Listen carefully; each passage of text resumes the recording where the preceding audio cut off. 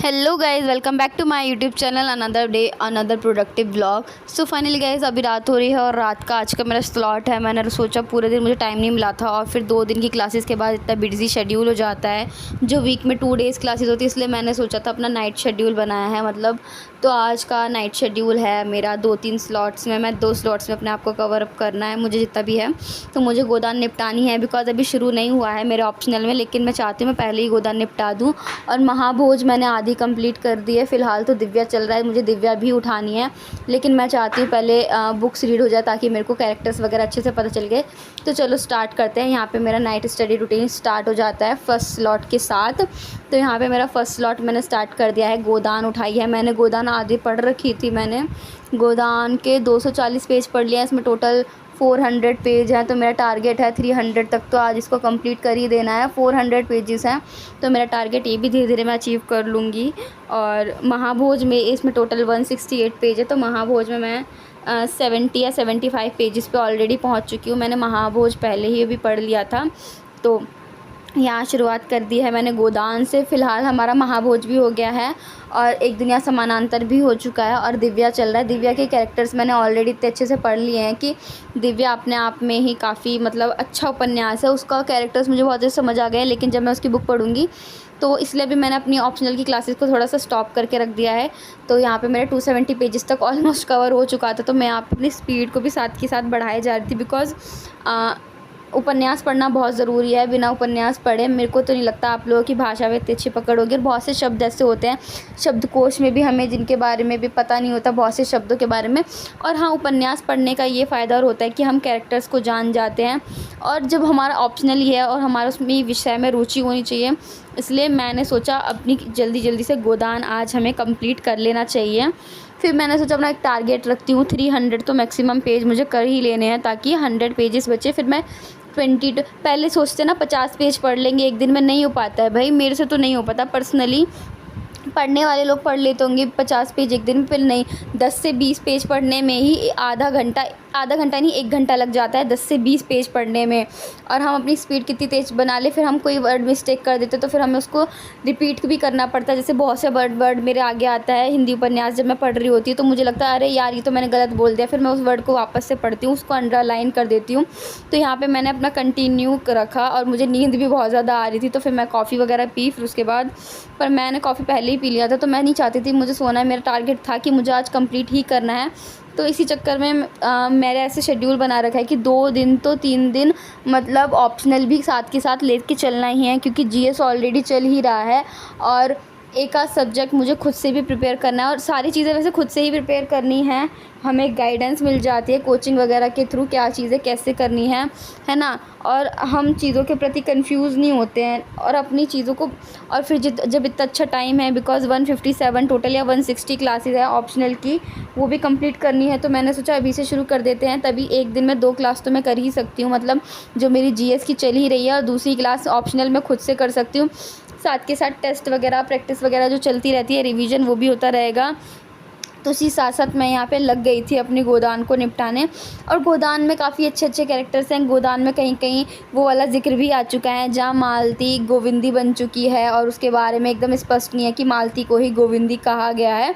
तो वहाँ थोड़ा मुझे भी कन्फ्यूज़न हुआ, लेकिन वो ऑलरेडी विकास सर ने पहले ही बता दिया था। भले ही अभी गोदान हमारा शुरू नहीं हुआ है, लेकिन सर ने उस चीज़ को पहले इतने अच्छे से डिस्कस कर दिया था कि हमें समझ आ गया कि हाँ उन्होंने गोविंदी ही, मतलब जिसने भी वो बाद में लिखा है, गोविंदी बोला है मालती को।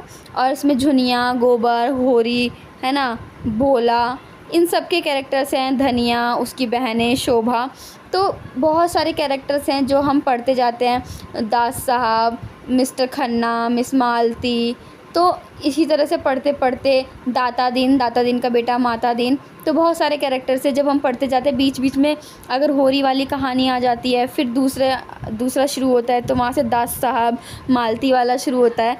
तो इस तरह से कंप्लीट कर करके मैं ऑलमोस्ट 300 पेजेस तक आज मुझे कंप्लीट करना है। बाकी मैं यहाँ पे इसी तरह से अपना स्टडी रूटीन बना के फॉलो करती हूँ बिकॉज़ नाइट का टाइम एक ऐसा होता है कि जहाँ हाँ पढ़ने का मन नहीं है, रिवीजन करने का मन नहीं है, तो अपनी उपन्यास वगैरह उठाओ, उसकी थोरोली रीडिंग करते रहो, वो बहुत ज़्यादा अच्छा रहता है। माइंड भी फ्रेश होता है, थोड़े टॉपिक से हम हटते हैं।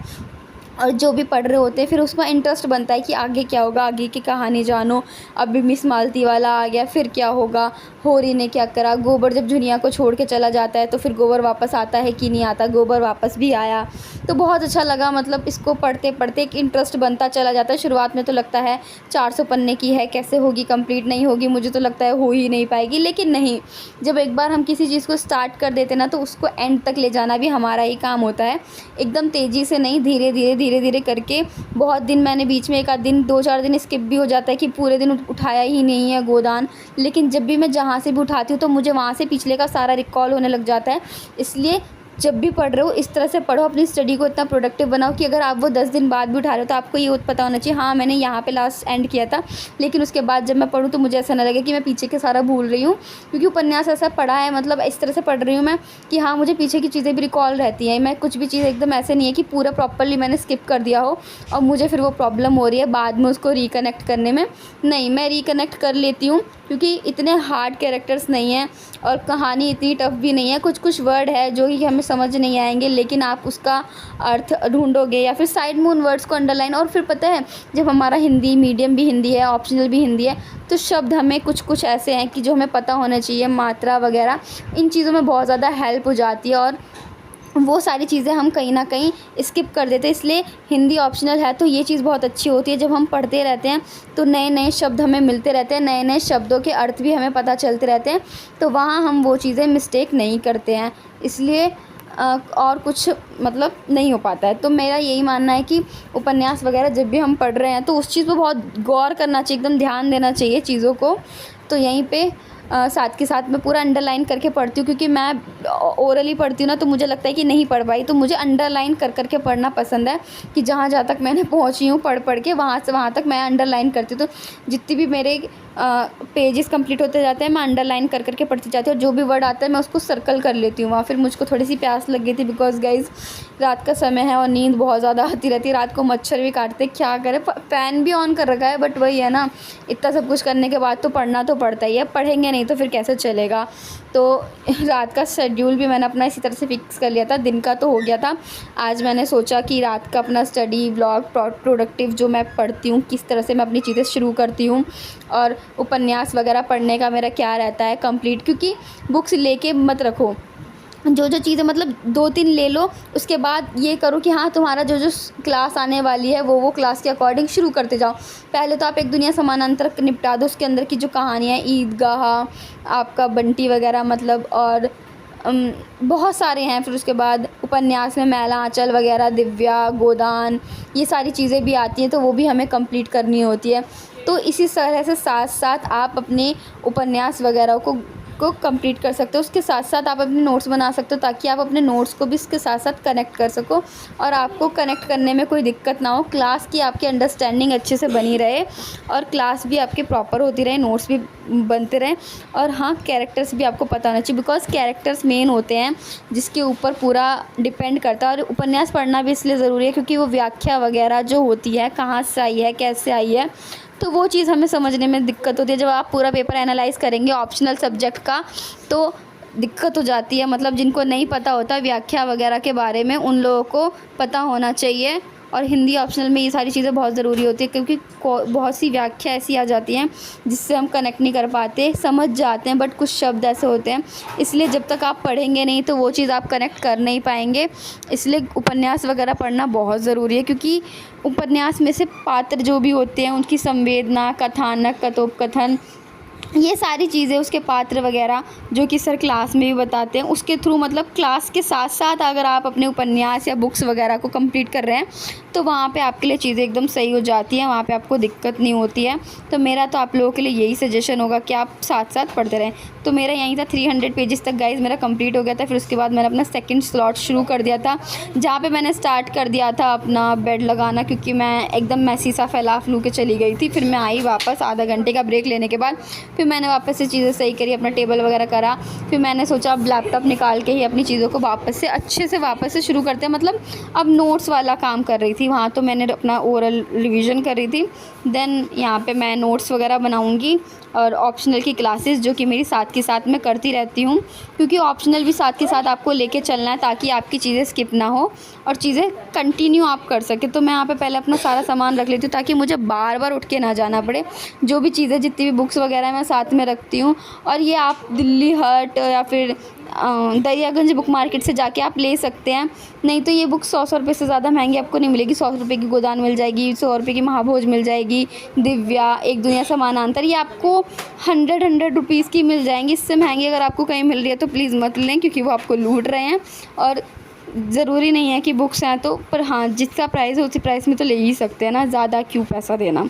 तो मेरा तो यही मानना है। फिर मैंने अपना जल्दी जल्दी सेटअप लगा लिया था मतलब, और चार्जर वगैरह भी रखा था, साथ के साथ स्केल पेंसिल करेक्ट करने के लिए इरेज़र पेंसिल वगैरह भी ज़रूर रखें। साथ में शीट्स ज़रूर रखें। प्लेन शीट पे ही मैं आपको सजेस्ट करूँगी कि आप अपने नोट्स जो भी हैं वो प्लेन शीट पे ही बनाएं। साइड में लाइनिंग ज़रूर करें, क्योंकि इसी तरह से एक होता है यूपीएससी का फॉर्मेट आंसर राइटिंग करने का। जब आप अपनी डेली रूटीन में वो चीज़ अपनाएंगे तभी आगे जाके वो चीज़ें भी कंटिन्यू हो पाएंगी।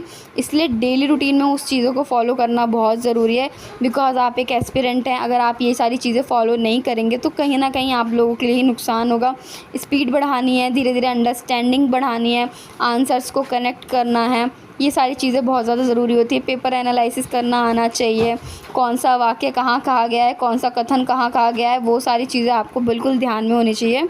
सो चलो अब स्टार्ट करते हैं। पहले अपना मैं लैपटॉप वगैरह साफ़ करी थी ताकि क्लासेस स्टार्ट हो सके। और मैंने क्लासेस ऑलरेडी अपने लैपटॉप में डाउनलोड करके रखी है। लैपटॉप में ही क्लासेस वगैरह होना चाहिए ताकि आपके पास कोई भी डिस्ट्रैक्शन पॉइंट ना हो। फ़ोन तो आप अपना स्टे अवे कर दो, आपसे बहुत दूर रख दो, ताकि बार बार या फिर नोटिफिकेशन मतलब एरोप्लेन मोड वगैरह पे